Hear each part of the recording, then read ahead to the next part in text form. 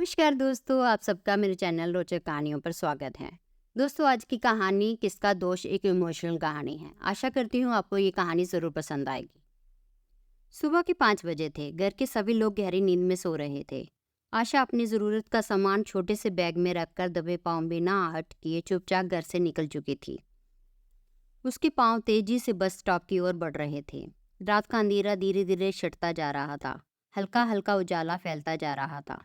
आशा दिल्ली से कानपुर जाने वाली बस में बैठ गई। उसने इस जगह से दूर चले जाने और कभी न वापस आने का सोच लिया था। 2 साल पहले ही आशा की शादी दिल्ली के एक व्यवसायी के यहाँ हुई थी। शुरू के कुछ दिन तो बहुत अच्छे थे, मगर जल्दी ही उसे हकीकत से रूबरू होना पड़ा। उसका पति रमेश एक नंबर का शराबी और नकारा व्यक्ति था। रमेश का जीवन पूरी तरह से नशे में डूबा हुआ था। उसे किसी भी चीज में दिलचस्पी नहीं थी। पिछले 2 सालों से नौकरानी की तरह दिन भर काम करना और रात को शराबी पति की मारपीट गालियां आशा के जीवन का एक हिस्सा बन चुकी थी। उसकी जेठानी का भी व्यवहार उसके प्रति अच्छा नहीं था। वो उसे औलाद ना होने, बांझ होने का ताना प्रतिदिन देती थी, जो पूरी तरह से गलत था। आदमी के नकारेपन और कमजोरी का फायदा उठाकर उसके जेठ की नज़र उसे बुरा करती थी। पिछली रात जेठ जी ने सारी मर्यादाओं को अपने गंदे इरादों को पूरा करने के लिए ताक पर रख दिया था और उसके साथ जबरदस्ती करने का असफल प्रयास किया, जिसका आशा ने जोरदार विरोध किया। मगर कब तक? उसकी मदद करने वाला वहां कोई नहीं था। खुद को बचाने का उसके पास यहाँ से निकलने के अलावा और कोई रास्ता नहीं था। 3 घंटे का समय बीत चुका था और कानपुर आने में थोड़ा और वक्त था। आशा के पास फोन भी नहीं था। एक बार उसके मन में आया कि वह किसी यात्री से कहकर अपने घर पर आने की खबर भेज दे। उसका छोटा भाई किशोर उसे लेने बस स्टॉप पर आ जाता, मगर उसने ऐसा नहीं किया। पिछले 2 सालों में 2 बार ऐसा हुआ जब वह अपने घर आई, लेकिन कोई फायदा नहीं हुआ। कुछ दिन बीतने के बाद उससे फिर से उसी नर्क में भेज दिया जाता, जैसे उसका जीवन उसी नर्क की भट्टी में जलने के लिए ही हुआ हो। बस से उतरकर आशा अपने गांव पहुंच चुकी थी। वे पैदल ही अपने घर की ओर बढ़ रही थी। गांव के लोग आशा को हैरत भरी नजरों से देख रहे थे, क्योंकि वो अकेली थी। अरे आशा, अकेली ही आई हो? तुम्हारे पति नहीं आए? कोई बात हो गई क्या? सामने खड़ी चौधराइन चाची आशा को देखकर बोली। आशा ने कोई जवाब नहीं दिया। वो चुपचाप आगे बढ़ गई। अरे दीदी आ गई। आशा की छोटी बहन आशा को देखकर उसकी ओर दौड़ी और अपनी दीदी से लिपट गई। अरे दीदी आ गई। आशा की छोटी बहन आशा को देखकर उसकी ओर दौड़ी। किशोर आशा के पास आकर उसके चरण स्पर्श करने के बाद उसके बैग को उठाते हुए बोला, अरे दीदी, तुम अकेले ही चली आई? मुझे नहीं बताया, मैं तुम्हें लेने आ जाता। आशा ने प्यार से किशोर के सर पर हाथ फेरा और बोली, भाई अब मैं अकेली ही आई हूँ, अकेली ही चलूंगी। अब मेरे साथ चलने के लिए कोई नहीं आएगा, ना ही मैं किसी के साथ जाऊंगी। किशोर एक टक अपनी दीदी की ओर देख रहा था। वह समझ चुका था अपनी दीदी के जीवन के दुखों को। वो अपने जीजा जी की गंदी हरकतों से बालीभांति परिचित था। सामने बेटी को देखकर आशा की माँ की आंखों में आंसू छलकने लगे। वो आशा को गले लगाकर रोने लगी। बाबूजी खामोश थे, जैसे कि वे सब कुछ जानकर अनजान बनने की कोशिश कर रहे थे। आशा ने पूरी घटना माँ को बताई और रोने लगी। अरे दीदी, तुम क्यों रो रही हो? रोएंगे तो वो लोग जिन्होंने मेरी दीदी के साथ इतना गलत किया। मैं उन्हें छोड़ूंगा नहीं। आशा भाई किशोर को शांत कराते हुए बोली, जिसके साथ मैंने 7 फेरे लिए, जीवन भर साथ निभाने की कस्में खाई, जब वो ही मेरी इज्जत नीलाम करना चाहता है, तो हम किसके लिए लड़ेंगे? उस नकारा और नशेड़ी इंसान के लिए, जिसके लिए पत्नी सिर्फ एक पर्दा है, अपनी नामर्दी को छुपाने के लिए।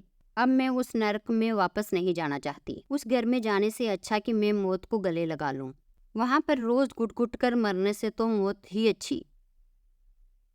कहकर आशा खामोश हो गई। बाबूजी के पास उसके पति रमेश का फोन आया। कह रहा था कि आपकी बेटी बिना बताए अपने प्रेमी के साथ भाग गई है। मेरी बेटी कहीं भागने वाली नहीं, वो अपने घर आई है और वापस कभी नहीं आएगी। कान खोलकर सुन लो। इतना कहकर बाबूजी ने फोन बंद कर दिया और आशा की तरफ देखने लगे, जैसे कि उनके एक गलत फैसले ने उनकी फूल जैसी बच्ची के जीवन को नर्क से भी बदतर जिंदगी जीने पर मजबूर कर दिया हो। उनकी आंखों में आंसू छलकने लगे।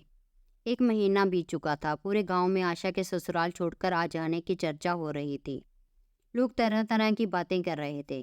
कोई उसे बांझ कहता, कोई उसे आवारा कहता, मगर सच को जानने समझने वालों की संख्या कम थी। आखिर औरत को ही गुनाहगार क्यों समझा जाता है? क्या उसकी शादी के बाद उसका अपना कोई अस्तित्व नहीं? क्या शादी होने के बाद उसकी सभी इच्छाओं का अंत हो जाता है? आशा की परेशानियों का कोई अंत ना था। कहीं जाती तो अनगिनत नजरें उसे घूरने लगती। लोग उसे देखकर बातें करते, इशारे करते, यहाँ तक कि गांव की औरतें आपस में कानाफूसी करने लगती। वो जिधर जाती उधर ही लोगों की उंगलियां उसकी ओर उठने लगती, जैसे कि औरत होना एक गुनाह है। और उस औरत के लिए जो अपना ससुराल छोड़कर आई हो, उसके लिए शायद दुनिया और समाज की नज़रें हमेशा टेढ़ी ही रहती हैं। उसका दर्द समझने वाले कम ही होते हैं। उसे नोच कर खाने वाले शैतानों की कमी नहीं है। दीदी कहाँ हो, जल्दी आओ, किशोर बोला। क्या है भाई, क्या हुआ? आशा बोली। दीदी, मैंने अपने एक मित्र से तुम्हारी नौकरी के लिए बात की थी। कक्षा 8 तक के बच्चों को पढ़ाने के लिए एक अध्यापिका की ज़रूरत है। मैंने तुम्हारे लिए बात कर ली है। कल सुबह इंटरव्यू के लिए चलना है। तैयार रहना, किशोर बोला। आशा को तो जैसे इस पल का इंतजार था। उसके मन में फिर से एक बार अपने जीवन को बदलने और नई जिंदगी शुरू करने का मौका था। वह सब कुछ भूलकर एक नया जीवन जीना चाहती थी। उसने किशोर को हाँ कह दिया। आज पहला दिन था। आशा अध्यापिका बनकर स्कूल जाने को तैयार थी। आशा बेटी, इधर आओ, बाबूजी बोले। बेटी, तुम्हारी शादी के वक्त मैंने लड़का देखा, घर देखा, दौलत देखी, मगर वह नहीं देखा जो सबसे जरूरी था। मैंने लड़के के चाल चलन को नहीं देखा। अब मुझे ये महसूस हुआ है कि घर, धन, दौलत से कहीं ज्यादा मूल्यवान चीज है अच्छा इंसान, जो मैं नहीं देख पाया। हो सके तो मुझे माफ कर देना, क्योंकि इसमें तुम्हारा कोई दोष नहीं। तुम तो निर्दोष हो, दोष तो मेरा है। अब मैं उस घर में तुम्हें कभी नहीं भेजूंगा। कल ही तुम्हारे और रमेश के तलाक के लिए मैंने वकील साहब को बुलाया है। अब मेरी बेटी अपना जीवन खुद जिएगी। मैं किसी की भी परवाह नहीं करूंगा, चाहे कोई कुछ भी कहे। मेरी बेटी के जीवन का फैसला इस दुनिया और समाज को नहीं, हमें ही करना है, कहकर बाबूजी की आंखें छलक आई। आज से आशा के लिए एक नया दिन था। वे घर से निकलकर चल पड़ी अपने नए जीवन की ओर, जहां उसे प्रताड़ित करने वाला कोई नहीं था। अब उसे अपने जीवन का लक्ष्य प्राप्त करने से कोई भी रोकने टोकने वाला नहीं था। वे आज़ाद हो चुकी थी उस जीवन से जो उसके लिए अभिशाप बन गया था। दोस्तों, ये कहानी आज भी हमारे समाज में हर दूसरे घर की कहानी है। आशा की परिवार की तरह सबको अपनी बेटियों को संभालना और साथ देना चाहिए, तभी हर बेटी खुश रह सकेगी। कहानी सुनने के लिए दिल से धन्यवाद। दोस्तों, आपको अगर ये कहानी अच्छी लगी हो तो मेरे चैनल को लाइक, शेयर, सब्सक्राइब जरूर कर दीजिएगा। धन्यवाद।